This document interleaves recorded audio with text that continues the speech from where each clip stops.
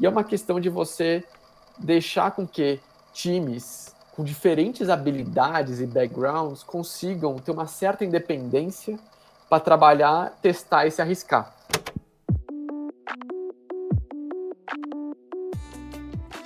Fala galera, tudo bem? Bem-vindos aí a mais uma edição do nosso Ra Conversa Business. Hoje, episódio 15, a gente tem a super participação do Carlos Greco. O Greco é o diretor executivo de pagamentos da Samap e vai bater um papo aqui contando um pouco da trajetória dele, da Samap, desse mercado de fintech, quais são os desafios para o futuro. Greco, obrigado por aceitar nosso convite e bem-vindo. Bom, eu que agradeço a você, André, a Raccoon. Muito obrigado. Maravilha. Para a gente esquentar aqui esse início de episódio, conta para a gente, para todo mundo que está ouvindo, um pouco sobre a sua trajetória, quais foram as experiências que você passou até chegar aqui onde você está. Poxa, começar a abrir o baú aqui do passado, aqui, mas eu contar rapidamente, né? Eu sou de São Paulo, sou paulista. Sou casado com a Natália, tenho 2 filhos, o Nuno e o Mateu. Cara, eu comecei lá atrás como engenheiro químico, né? Eu achava que ia ser engenheiro químico. Aí eu tenho até vergonha de falar que eu nunca fui engenheiro químico, né? Nem por um dia? Nem por um dia. Sempre comecei a me interessar por outras coisas, né? Que fora da engenharia. Isso me fez pular em projetos, né? Meu primeiro projeto foi um projeto de crédito de carbono. Trabalhei numa startup de crédito de carbono, fiquei fazendo 3 anos isso, depois me juntei a uma consultoria, Bain, fui fazer um MBA fora, aí voltei para Bain, e quando eu me dei conta, eu notei o quanto que o MBA tinha transformado minha cabeça e quantas pessoas interessantes eu conheci naquela jornada, e comecei a procurar coisas distintas para fazer. E aí, eu conheci alguns colegas que estavam na Bain também, que estavam iniciando uma empresa, uma startup de EdTech, né, tecnologia de educação, e me juntei. Fui 4 anos de famoso hell of a ride, né, uma montanha-russa mesmo, de bootstrapping, onde depois a gente acabou fazendo muita coisa, teve um impacto de milhões de alunos no Brasil, mas eu comecei a sentir que o negócio estava com uma limitação para crescer naquele momento, por questão de acesso a capital, e eu fui buscar outras coisas, e foi aí que eu encontrei a Samap. Cheguei lá para tocar o time, né, de marketing, fiz isso por 3 anos, e agora estou tocando o negócio de pagamentos aqui no Brasil. E, cara, sair da Bain, né, que é uma consultoria super renomada tradicional, empreender, e agora tá numa fintech, são caminhos bem distintos, assim, né? O que teve de mais legal em cada uma dessas experiências? Cara, acho que consultoria, e eu recomendo todo mundo que pense em fazer consultoria para passar por algo parecido, é uma escola, né? Você passa por muitos temas, passa por muitas disciplinas, você tem a possibilidade de conhecer muita gente, né? Mudar rapidamente, aprender rápido, porque você tem que, cada novo projeto sai de aviação, vai para metalúrgica, depois vai para o varejo. Então você conhece pessoas com background diferentes, temas diferentes, enfim. É uma super escola, então quem tiver essa oportunidade, eu super encorajo. Mas chega um momento onde vem a história do tal do propósito, né? Pode parecer simples, mas não é. Porque realmente você se envolver num projeto onde você realmente consegue ver e fazer parte da construção, para mim foi muito valioso, e eu acho que ele desperta algo na gente, que é você querer fazer mais, querer construir mais. E foi, acho que esse o caminho que eu encontrei tanto, né, na startup que eu construí, como na fintech, na Samap, onde eu me juntei, porque o impacto que você consegue fazer e o espaço de construção são muito grandes. Então, eu acho que essa é uma das principais diferenças, né, entre os dois, mas eu acho que eu gostaria de destacar né? Eu acho que o aprendizado que você tem na consultoria e o espaço que tem para se construir numa empresa nova. E, naturalmente... Fala. Não, eu ia comentar de tecnologia, né? E naturalmente está próximo de tecnologia. Quando você constrói com tecnologia, a escala que você consegue construir também é outra, né? Você realmente consegue trabalhar no exponencial. Bom, esse ponto que você comentou, eu também penso de forma parecida, porque eu empreendi muito mais tempo do que trabalhei como executivo, e uma coisa que eu senti falta na época que eu trabalhei como executivo é de ver essa consequência direta do esforço do meu trabalho, né? De ver isso aqui está servindo para isso. E quando você começa a empreender, é isso elevado à enésima potência, porque tudo que você faz uma diferença brutal. Mas pegar né, acho que há 4 anos atrás a SumUp não era tão pequena, já tinha um corpo, mas tem muito espaço para desenvolver e crescer, né? E isso definitivamente deve ser responsável por ajudar vocês a reter os talentos dentro da empresa também, né? Sim, e ainda tem. Acho que essa é a parte mais interessante de todas, né? A gente cresceu, a gente olha o que tem por fazer, ainda tem muito mais coisa do que fazer do que a gente conseguiu, né? Empresas que a gente é uma empresa que desempenha um crescimento de dobrar de tamanho a cada ano, né? Obviamente, esses últimos anos não seguiram a regra por conta de todos os desafios que a gente encontrou pelo Covid e tudo mais, mas não deixa de ser uma empresa que cresce com ritmo exponencial. E nisso, as pessoas que se juntam a gente, eles se deparam rapidamente com a solidão do líder, né? Que é, putz, eu tô aqui, tem um pedaço de coisa para construir, o que eu faço? E a gente se fala, eu não sei, nunca ninguém fez isso aqui. Então, bora construir, bora começar do zero. Tá aqui o facão, né? Vamos cortar mato alto junto. E eu acho que isso é uma das coisas que mais me empolgaram e continuam me empolgando nesse empreendedorismo, né? E eu imagino que vocês na Raccoon também devam visualizar o mercado da mesma forma. Tem um espaço muito grande ainda para ser desbravado, né? Com certeza. Greco, conta pra gente um pouco aqui, para quem tá ouvindo e não conhece muito bem da SumUp, só um resumo do que é, onde foi fundada, quantos funcionários tem, o que você conseguia abrir aí de números e para dar um pouco mais de contexto. Claro. A SumUp é uma empresa de serviços financeiros, né? É uma fintech que nasceu em 2012, com as primeiras operações na Alemanha. Hoje a gente se considera uma empresa global, a gente não se considera uma empresa alemã, americana. Se você for olhar, a gente nosso headquarters é em Londres, mas no fundo a gente é um time com relevância igual, disperso em vários lugares do mundo. A gente acredita nesse modelo, né?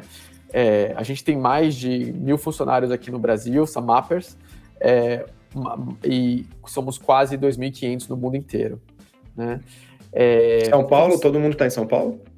Todo mundo estava em São Paulo, agora está adotando um modelo transitório agora, onde as pessoas começam também a ocupar outros lugares do Brasil, né, com essa maior flexibilização de onde estar, né, e no mundo também, né? Então a gente tem pessoas espalhadas em vários países do mundo. A SumUp está presente hoje em mais de 30 países, com operações em mais de 30 países, né?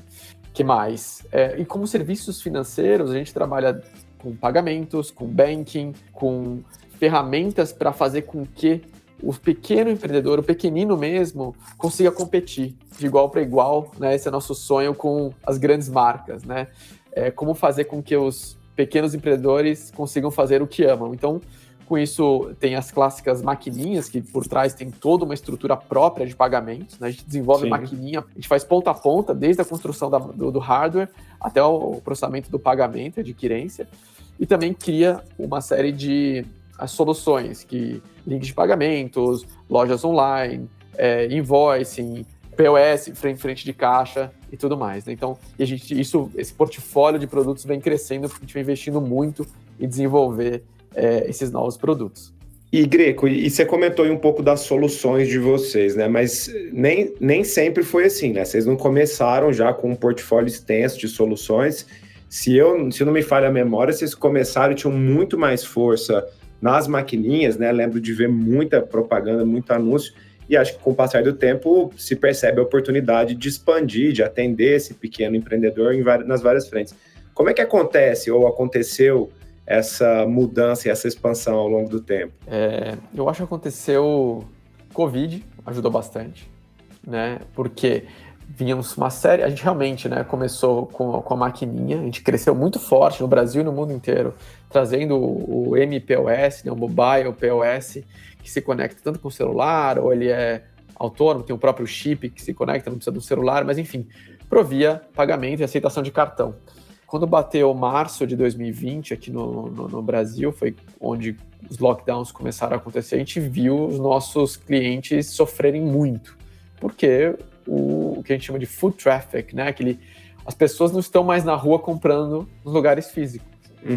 Foi quando a gente falou assim, opa, a gente precisa mudar um pouco esse modelo e acelerar muito mais tudo que a gente tinha e estava cozinhando no forno para meio de pagamento online. E foi aí que a gente acelerou demais. Então, assim, era uma coisa que já vinha, mas a hora que a gente viu, obviamente, aconteceu na Europa também, a mesma coisa que aconteceu no Brasil, a gente virou muito rápido, né, para começar a disponibilizar serviços de pagamento à distância, porque eram como os nossos clientes estavam sobrevivendo no dia a dia. Então, mas isso já estava no plano de desenvolvimento de vocês? Muitas coisas já estavam. Então, por exemplo, o link de pagamento era uma coisa que a gente vinha meio devagar, porque a gente sabe que o Brasil é um dos maiores, os países com maior índice de fraudes, e tem bastante gente mal intencionada usando sistemas de pagamento para ganhar dinheiro. E a gente estava testando mais devagar, e foi aí que a gente falou, opa, pessoal, vamos colocar muita energia nisso, né, para resolver a fraude e conseguir escalar esse negócio, porque antes era muito mais restritivo. E para que a gente conseguisse abarcar todos os nossos clientes, a gente tinha que se aperfeiçoar muito mais em fraude. Então a gente colocou uma energia muito grande ali, né? Remanejou times e despriorizamos coisas, né? Outras coisas, para conseguir resolver esse problema e, por exemplo, conseguir escalar esse produto. A gente resolveu. Então, essa mudança, acho que talvez se não houvesse, a gente teria ido talvez no ritmo mais lento. Mas eu poderia citar até outros exemplos aqui, mas essa foi uma das coisas com qual a gente decidiu, de fato, acelerar. Legal. E nesse papel de dar suporte para o pequeno, eu acho que empresas como vocês, que, né, têm um impacto grande e falam com muitos pequenos, vocês conseguem ter um termômetro muito interessante do que está acontecendo, porque o pequeno é o primeiro a tomar porrada, né, e ele é o primeiro a recuperar também quando recupera, porque tem mais agilidade e tudo mais, consegue se reinventar. Como que está seu entendimento, eu estou falando de mercado de macroeconomia, para o segundo semestre agora do ano? Você está otimista? Você acha que as coisas estão melhorando? Você acha que para o ano que vem vai ser melhor ainda? O que você está vendo de acordo com as informações que você tem aí dessa posição privilegiada? Eu sou um eterno otimista, o que não quer dizer que o curto prazo esteja fácil, né? Então, a gente, na Samap, a gente desenvolveu o índice inédito no mercado, chamado Índice Samap do Microempreendedor. Por quê? A gente tem na nossa base, são basicamente o que a gente chama de micro e nano empreendedores, não é nem o pequeno empreendedor, é o micro e o nano, e a gente usou, né, trouxe economistas, econometristas, e a gente desenvolveu um índice de mercado, para entender como é que está a saúde financeira dessa estratificação do mercado. Ninguém cobre isso, né?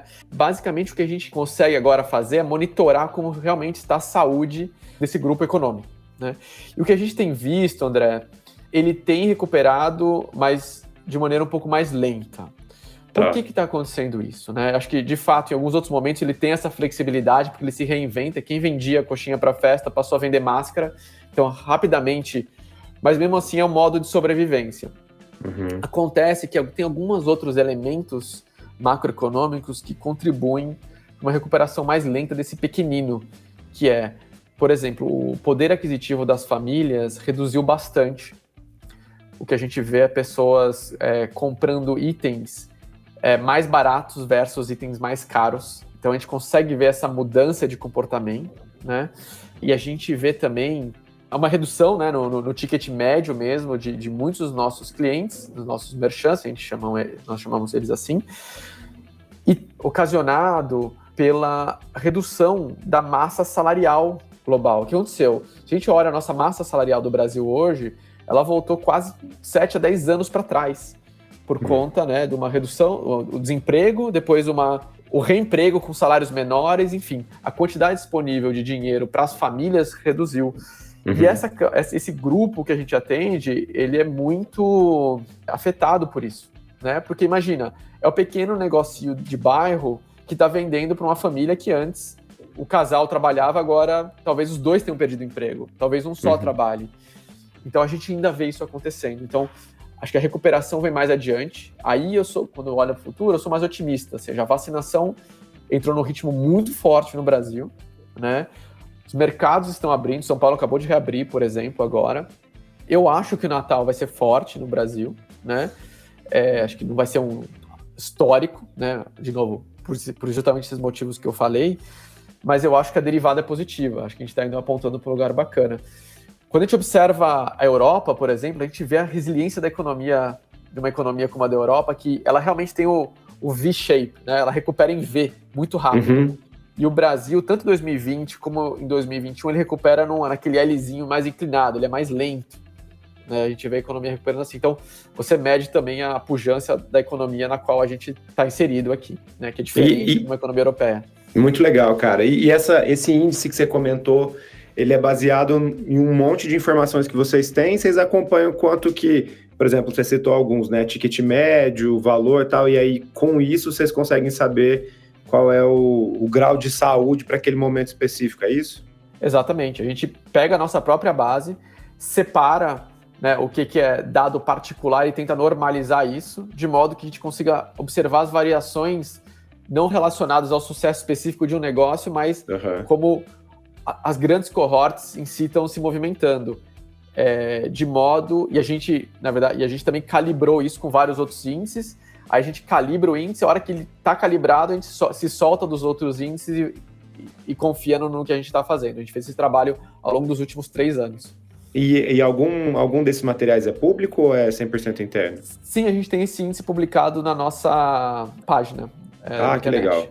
Que legal. E deixa eu te perguntar uma coisa, Greco. Tem muita gente que escuta a gente aqui que ou está no começo de carreira empreendedora ou sonha em empreender também. E assim, uma coisa que eu, né, como empreendedor, a gente apanhou muito foi conseguir construir algum negócio saudável para o B2B pequeno. Todas as vezes que a gente tentava ir para o cara menor, para o pequeno, a gente tomava um pau, né, no nosso modelo de negócio e tudo mais.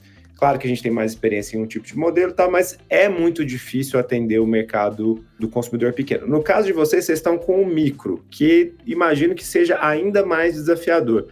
O que uma empresa precisa fazer e ser para ter sucesso, para atender esse segmento? Ótima pergunta. E aqui, eu acho que uma das primeiras coisas aqui que a gente tem que pensar é, obviamente, com o que, atender com o quê, né? Porque esse pequeno empreendedor, a palavra empreender, ela tem vários significados. Ela pode ser até, ela vai de lifestyle para é o que eu tenho que fazer para sobreviver. Uhum. Né? E eu acho que quando a gente olha para o pequeno empreendedor do Brasil, né, que está lá quase vendendo o almoço para comprar a janta, é tentar entender o que acontece na dinâmica de trabalho dele. Por que ele faz aquilo? Qual o grau de sofisticação que ele consegue chegar, o que ele precisa naquele momento, né? Então, uma das coisas que eu vou falar um pouco de como a Samap abordou e depois um pouco indo para a sua pergunta de como olhar para outras coisas, vou exprimir uma opinião aqui, a gente pode discutir, eu seria super querer ouvir também a sua, continuando ouvindo aqui, mas a gente precisa olhar muito de perto essa pessoa. Então, a gente percebe que a gente várias vezes tem vontade de criar várias soluções para esse pequeno empreendedor. A gente pensa, não, vamos pensar num sistema de gestão de vendas, tipo um RP. E quando a gente olha e fala, como é que o empreendedor no dia a dia faz sua contabilidade? Ele vai lá, muitas vezes ele pega aquele recibozinho que sai na maquininha, põe no envelope, manda no computador, ou alguém de casa vai lá, pega e ajuda, põe no caderninho. Tentar sofisticar isso para ele ou para ela não é o que vai resolver o negócio. São outras coisas. Então a gente descobriu que resolve muito mais a gente dando um subsídio maior para esse empreendedor comprar a maquininha, porque o que ele precisa, na verdade, o grande desafio inicial dele é caixa, né? Ele não tem uma disponibilidade de caixa alta. Então eu vender uma maquininha a preço de custo para ele ou para ela não ajuda. Ajuda se eu realmente apostar nele por um tempo, ou nela por um tempo, de modo que ele me pague lá na frente. Então a gente faz essa parceria por um tempo, onde cada maquininha que a gente vende inicialmente, a gente, na verdade, está perdendo dinheiro, né? Mas ela aposta nessa parceria de longo prazo. Não necessariamente é um produto em si, mas é uma solução que a gente chegou de falar, poxa, como é que eu mais ajudo eles, né? Então, disponibilidade de caixa foi uma delas. Obviamente, quando você sobe de segmento, a gestão de vendas começa a ficar, e olhe lá, né? Começa a ficar mais relevante. Mas quando você pensa no pequenininho mesmo, não é. Então, esse é um exemplo. Se aproximar desse grupo, né, entender, acho que se colocar no sapato deles, entender o que eles precisam. Então eu fico pensando, né? Aí eu queria ouvir sua opinião. Vou exprimir uma reunião sobre a Raccoon, né? O seu Raccoon não, mas sobre o trabalho que vocês fazem, por exemplo, em apoiar empresas na área de performance, né? Eu já fui uma startup muito pequenininha, né? Então, nossa grande dificuldade no começo ali, né? Era justamente absorver tudo que a gente tem, que é possível para a gente conseguir migrar para o mundo online. Quando eu migro ainda mais para um negócio menor, né? Imagina que é uma autônoma fazendo aquilo, que tem que cobrar escanteio e cabecear ao mesmo tempo. Essas pessoas têm um super desafio de aprender como se migra para o mundo online, né? Se ela está acostumada no mundo offline, às vezes ela está acostumada no porta a porta, está acostumada no grupo de WhatsApp, mas Sim. Como é que ela entra para esse mundo? Então, e não é assim, a hora que você pega ferramentas por mais sofisticadas que sejam, aí fazendo um paralelo com a gestão de vendas, o RP, a pessoa não consegue migrar para isso. Sim. Né? E eu acho que para mim aí é o que precisa ser desvendado ainda, de como inserir esse grupo em sistemas de comunicação, de venda, de marketing, que eles não conseguem ter acesso ainda. Uhum. Cara, e no nosso caso, assim, a gente, inclusive, no começo, a primeira ideia que a gente teve foi de criar um curso de digitalização para profissional autônomo, era isso, assim. E aí você vai se esbarrando num monte de desafio, porque a maioria dos que a gente foi conversar na época, né, era pré-pandemia, eu não quero, eu só quero alguém que resolva para mim, eu não quero aprender a fazer. Não era tão latente a dor como é agora, acho que o momento é diferente.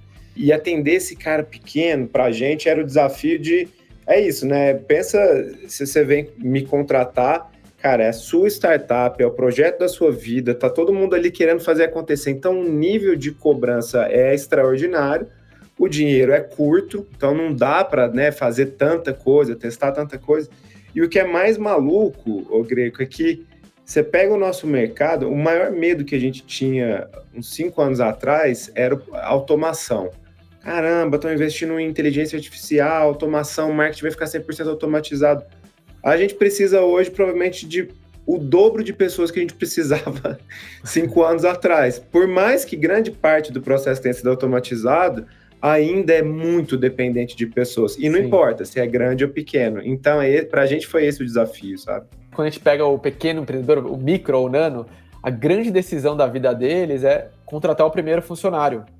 Uhum. Porque ele começa a assumir um custo fixo. Significa que o trabalho deu uma segurança, que ele fala assim, vou ter essa receita por um tempo de modo que eu consigo me comprometer com alguém, né? Uhum.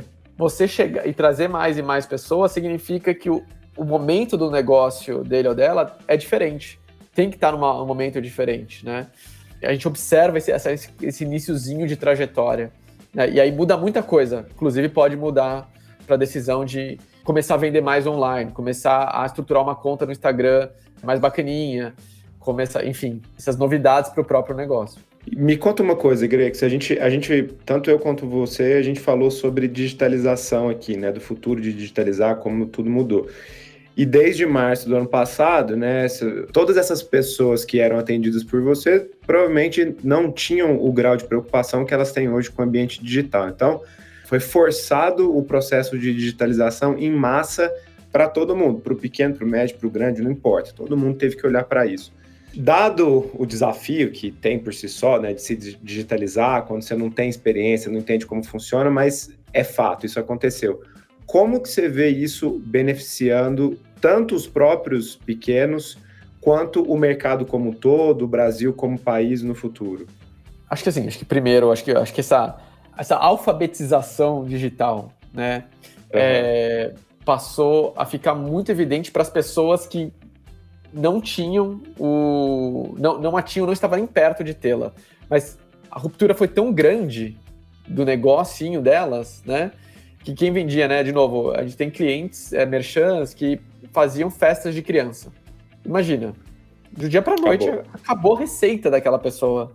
O que ela foi fazer? Ela foi revender álcool gel, revender máscara, né, costurar máscara e aliás, ela não poderia vender na lojinha dela, né? Ela não podia até lá, ela teve que fazer isso online, e picadinho, então mudou o tamanho do ticket, mudou o produto, mudou o cliente, canal. Mudou tudo, né? O canal e tudo. Então, mas a gente viu uma migração muito bacana que aconteceu para esses canais digitais. Então, o WhatsApp passou, de fato, a ser uma ferramenta muito forte para divulgar o produto, né? Então, eu acho que o benefício disso, eu acho que as pessoas, os pequenos empreendedores começaram a entender que é possível encontrar formas de escalar seu negócio, porque ao estarem numa plataforma digital, seja ela qual for, o benefício é o alcance. Uhum. E por mais que eles não façam isso de maneira, talvez, muitas vezes consciente, eles vão começar a entender também o conceito de funil, né? Porque vão divulgar, alguns pedem informação, outros pedem para comprar, então eu vou lá, mando o link de pagamento, outros vão pagar, né? Eu vou enviar e vai chegar para alguns se tiver um problema. Então, a pessoa, acho que o grande benefício é entender esse mecanismo que o digital promove, né? Com um certo dado por trás também, porque a pessoa vê o tamanho do grupo, vê o tamanho de contatos que ela fez, ela consegue criar uma rastreabilidade nos dados que com uma lojinha fixa ela não fazia isso antes, né? Então, acho que o primeiro benefício é essa escalabilidade e consciência do processo de venda. E, finalmente, quando ela se depara com isso, ela vai procurar ferramentas. Vai procurar os WhatsApps, vai procurar as empresas de pagamento, empresas de logística, né? Começar a integrar isso tudo e consegue sobreviver e crescer seu negócio num ecossistema completamente diferente. Então, acho que mudou a condição, essa mudança ela vem junto e acho que vem com várias vantagens, né? Muito mais vantagens.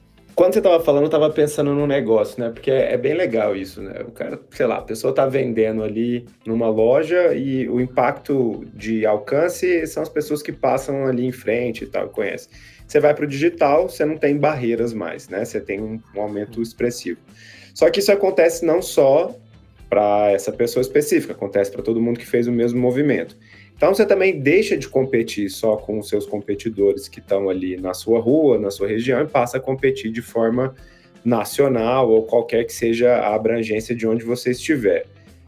Isso faz com que, com o aumento da competitividade, você coloca uma pressão muito grande na profissionalização e na necessidade de estar maduro para conseguir competir.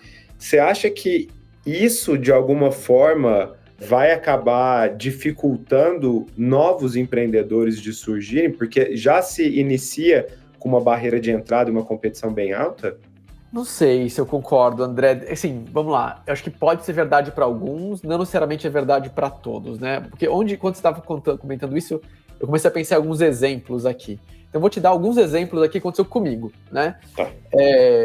Eu estava lá no Instagram, veio uma propaganda de pão, pessoas que começaram a fazer pão em casa. Eu cliquei, conheci e comprei o pão. E compro repetidamente. A cada 2 semanas eu compro um pão caseiro que essas pessoas fazem. Pessoas que aprenderam a fazer pão em casa e venderam. E começaram a fazer... É uma conta nova, porque eles perderam o trabalho, criaram essa empresa deles, né? E me encontraram como cliente, né? E aí eu acompanho a historinha deles, né? Eles sempre vão aumentando o tamanho da fornada, porque eles vão postando o tamanho da fornada, e essa já esgotou e tudo mais, né? Faz um jabá para os caras aí, como é que chama no Instagram, você lembra? Chama Duopães. Duopães. Legal. Ou Duo 38, um dos dois, mas acho que assim, um dos dois dá para encontrar. E o pão deles é muito bom, né? Um outro exemplo, eu vi bastante outras empresas, vou fazer outro jabá aqui, chamado Fungo de Quintal. Também, vocês devem ter recebido, não sei, deve ser comum aqui, eles já começaram, acompanhei, eu gosto de ver propaganda, né? Eu fico vendo muita propaganda, né? Aprendi muito em marketing e criei esse hábito de ficar olhando mais o ads do que o produto em si. E acompanhei, inclusive, o aumento de sofisticação de como eles passaram por esse tempo. Então, pequenos empreendedores encontraram o mundo digital. E outras, e acho que esses 2 exemplos aqui, onde eu nem sei onde essas pessoas estão, aí exemplos do meu bairro.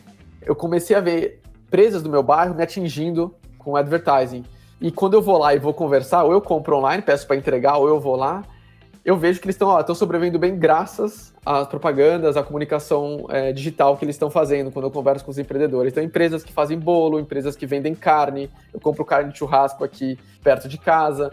Então, começou a se proliferar dentro do próprio bairro a maneira de você se comunicar com aquela sua audiência mesmo, que talvez sempre comprasse ali e talvez deixe agora de comprar em outros lugares para comprar ali. Então, eu acho que não necessariamente eles entraram no mundo de competição maior. Eu acho que eu gosto de acreditar, e acredito mesmo nisso, de que eles estão conseguindo enxergar mais gente do que chegavam antes, né? E talvez agora seja um momento complicado por toda a conta de isolamento e distanciamento, mas na medida que as coisas vão voltando ao normal, essa nova audiência vai ter uma conversão muito maior lá na frente. Então, eu acho que é uma maneira de se proliferar localmente e não globalmente. Então, o pequeno empreendedor ele consegue viver localmente. E acho que ele só está aumentando a eficiência e a sofisticação que ele está fazendo isso. Perfeito. É uma resposta das melhores que você podia dar, cara, porque dá um acalento no coração, né, de saber que mais gente vai conseguir ser bem sucedida através do digital, né, e que não é só mais competição, no final das contas. E acho que quanto mais eles puderem ter acesso, e acho que a microeconomia é algo tão importante, tão forte para a questão de emprego no Brasil. Tive a oportunidade de viajar para os outros países.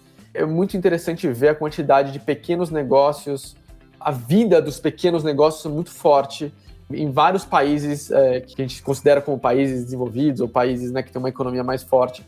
E eu acho que isso, acredito que é a base do nosso desenvolvimento. Então, fazer com que isso aconteça no Brasil, com que eles se formalizem, com que eles consigam ser bem-sucedidos, eu acho que é um dos caminhos para criar esse fundamento da nossa economia, onde você tem muito dinheiro sendo transacionado. Super concordo, super concordo. Cara, como o nosso tempo está correndo, eu queria te fazer uma última pergunta antes da gente ir para a nossa pergunta padrão de encerramento. Tá bom. Queria ouvir você falar sobre como que a Samap pensa inovação. Porque é uma empresa que está dentro de um segmento super competitivo, muito dinheiro indo para fintechs.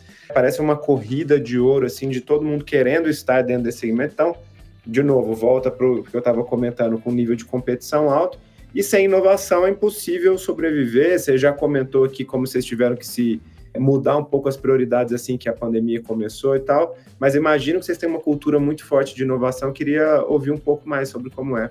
Perfeito.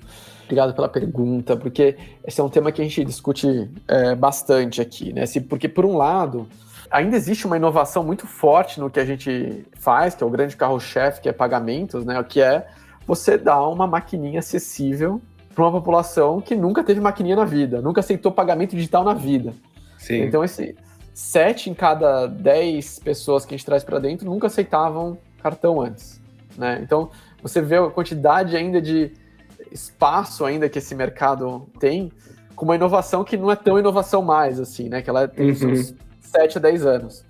Obviamente ela se aprimora em si, mas ela não muda radicalmente, né? Então, acho que essa é uma grande frente aqui, que a gente acredita ainda ser muito grande, que é fazer com que dezenas de milhões de brasileiros ainda consigam parar de perder venda porque não aceitam cartão. Acho que esse é um grande primeiro bloco que a gente se dedica muito forte. Fora isso, como é que a gente pensa, né? Tem um livro muito bacana chamado Loonshots. Não sei se você já ouviu falar. Esse livro aqui é do Safi, estou até com o nome dele aqui, Safi Bahcall. E basicamente ele conta um pouco como inovações acontecem em diversos ecossistemas, seja no mundo científico, seja no mundo corporativo e tudo mais. Então, e é uma questão de você deixar com que times com diferentes habilidades e backgrounds consigam ter uma certa independência para trabalhar, testar e se arriscar. Então, quando a gente pega um negócio mais maduro, que é um negócio de pagamentos, a gente tem KPIs financeiros que a gente precisa seguir. Por outro lado, como para ideias novas, né, você precisa também de um time, mas com muito menos amarras, né? Onde ele não tem uma responsabilidade de entregar um KPI, onde ele não tem uma responsabilidade de tempo de entrega, não tem ele é muito mais um artista, né, do que qualquer outra coisa. Então ele está lá criando a própria arte. Então o que a gente faz da Samap, André, é tentar criar vários desses times, de modo com que eles tenham a liberdade de experimentar, criar, errar.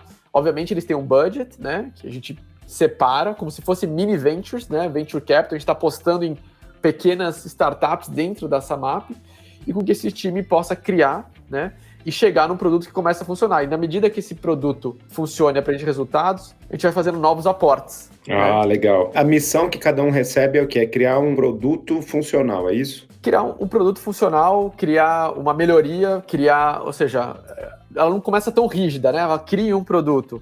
Assim, olha, tem um espaço de mercado grande, a gente tem habilidades para chegar e conseguir competir. Entendi. Né? A gente separa um budget, separa um time e fala assim, putz, vamos entrar, vamos ver se faz sentido a gente consegue entrar nesse mercado. Se essas primeiras indicações forem positivas, a gente vai apostando cada vez mais até aquilo ganhar maturidade. Foi assim, e normalmente são... que nasceu o quê? Nasceu, por exemplo, o Samap Bank, né? Ele vai começando, vai ganhando corpo, a gente vai fazendo mais apostas, trazendo mais gente, e a coisa vai criando muita forma. Hoje a gente tem centenas de milhares de pessoas com conta digital na Samap. E normalmente quando é um time que está começando com um problema novo, assim, é um time de quantas pessoas? Olha, ele pode ser desde uma pessoa, né? Então, por exemplo, uma inovação pode ser um canal novo. Então, a gente já começou uma tentativa de canal com uma pessoa, né? Tem canais que ficaram bem sucedidos, hoje são grandes canais nossos, tem canais que não foram bem sucedidos, pelo menos a gente aprendeu rápido, mata logo a ideia e começa uma outra. Aí é quase que uma pessoa na mochilinha aqui para cortar o mato, ver se tem alguma coisa ali. Se tiver, ela chama mais uma. Obviamente, esse é um tipo de problema que resolve. Problemas com tecnologia, talvez você precisa ter uma squad já, pelo menos dedicada a isso. Então, dependendo do problema que a gente quer resolver, a gente separa um time inicial diferente, né? E da maturidade daquilo. E esses times, normalmente, eles reportam para quem? A gente está organizado por tribos na Samap, né? A gente pode incubar tanto dentro das tribos de tecnologia ou os mercados que não deixam de ser uma tribo também, ou dentro dos mercados, né? Então, a gente não tem muito onde, sempre tem que ser ali. E também não temos uma área de inovação, todo mundo inova. Legal. Né? Que pode ser uma inovação desde uma maneira de mudar um canal, criar um canal, né, até uma ferramenta nova que você precisa de criar, eventualmente, ou mudar o aplicativo e tudo mais. Então já é um time um pouco mais habilidoso em termos de tecnologia. Legal, muito legal. Cara, pra gente finalizar, a gente sempre fecha o episódio pedindo uma indicação. Pode ser um livro, um filme. Você fez uma indicação de um livro, mas eu não vou aceitar essa repetida não, porque foi antes de eu fazer a pergunta. Então você tem que fazer outra. Se você puder mandar pra gente algo legal aí que você tenha assistido ou lido. Cara, vamos ver. Tem bastante coisa interessante que eu tenho consumido. Acho que queria fazer de duas coisas que eu gosto bastante. Acho que tem um podcast muito bacana chamado The Knowledge Project, e onde, assim como o Raconversa, ele traz convidados que debatem sobre bastante temas, e em especial de decision making, né, de modelos mentais de decisão, principalmente. Então, essa é algo que me empolga bastante. Ele está em inglês só agora. Espero que eles cheguem também a ter uma versão em português, porque o dono dele faz transcrições das conversas. Então, acho que esse é que legal. Knowledge Project. The Knowledge Project. E acho que um outro muito bacana que eu li recentemente chama-se The Ride of a Lifetime, do Bob Iger, o CEO da Disney. Onde ele conta toda a trajetória dele. Quase uma biografia, né? Mas sobre como as grandes decisões de crescimento que ele tomou ao longo da história dele, né, os conflitos que ele passou e tudo mais. Então, acho que é um livro também bastante inspirador para ver aqui, acho que desde de como ele fez quando ele era mais júnior, até quando ele se desenvolveu, até chegar, né, nessa cadeira de CEO, que no fundo, acho que o grande aprendizado que eu tiro, e para quem eu recomendo, eu gostaria de tirar, é que às vezes você tem que realmente ser muito bold, né, ser muito arrojado nas decisões, né? Se você mede muito risco toda hora e sempre, você acaba não evitando a probabilidade de você ter sucesso. Versus você precisa estar exposto a ela, mas precisa entender o que acontece para poder tomar essas decisões. Então, acho que são duas recomendações aqui que eu uso bastante no meu dia a dia. Se não me engano, cara, esse The Ride of a Lifetime é a terceira vez que eu recebo essa indicação. Eu vou ter que ler esse livro, né? Porque já tá um sinal. Então, eu vou atrás desse. Greco, obrigado, cara. Valeu demais pelo papo. Tenho certeza que todo mundo que estava aqui com a gente adorou ouvir você falar, contar um pouco aí da sua trajetória e da Samap, do jeito de vocês pensarem aí o negócio, o futuro, né? Compartilhando um pouco dos insights em relação ao público que vocês trabalham. Foi um prazer te ter aqui, cara. Obrigado mesmo. Prazer é tudo meu. Adorei a conversa, adorei o bate-papo, André. Parabéns aí por todo o trabalho que vocês vêm fazendo, pela parceria, e desejo muito sucesso para vocês. Valeu, obrigado. Conta com a gente. Valeu, pessoal. Obrigado para todo mundo que ouviu até aqui e até o próximo programa. Um abraço.